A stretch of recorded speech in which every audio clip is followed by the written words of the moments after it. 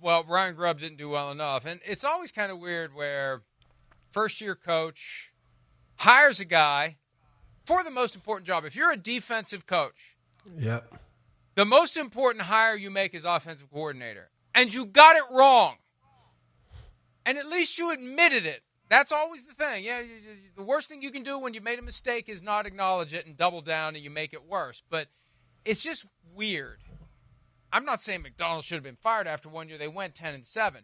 But it's just weird for one of the guys who helped you get to 10-7 to be deemed not good enough, and he's the guy you hired last year.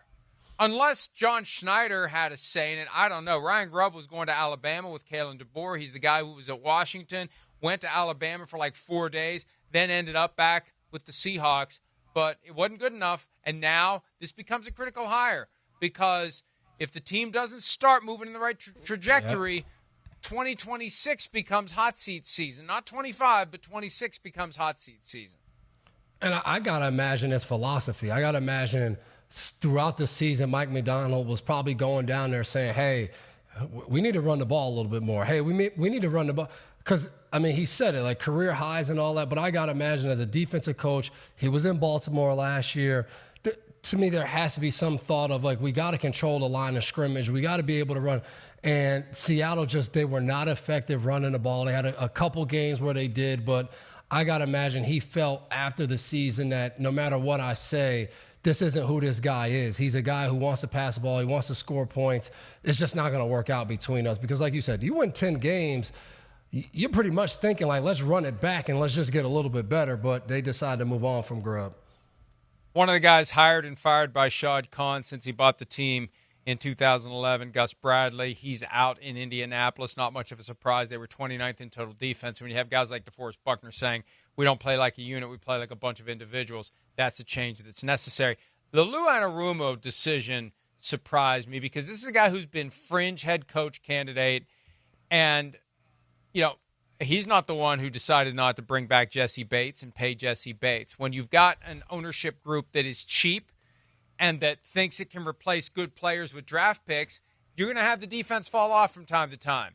And it just seems weird that he got the blame for it.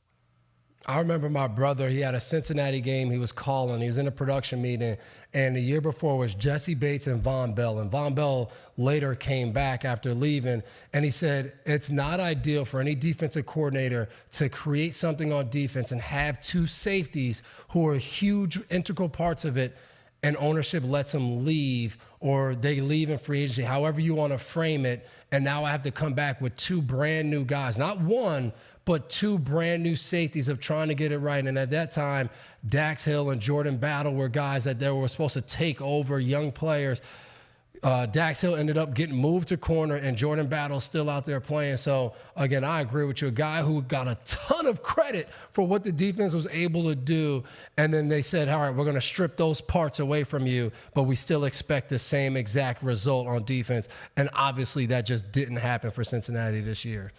It's the reverse Dick Vermeil. I became a lot dumber coach when they got rid of my best players. All right, let's take a break. We're going to look at some of the most intriguing names in the brand new hiring cycle when PFT Live continues right after this.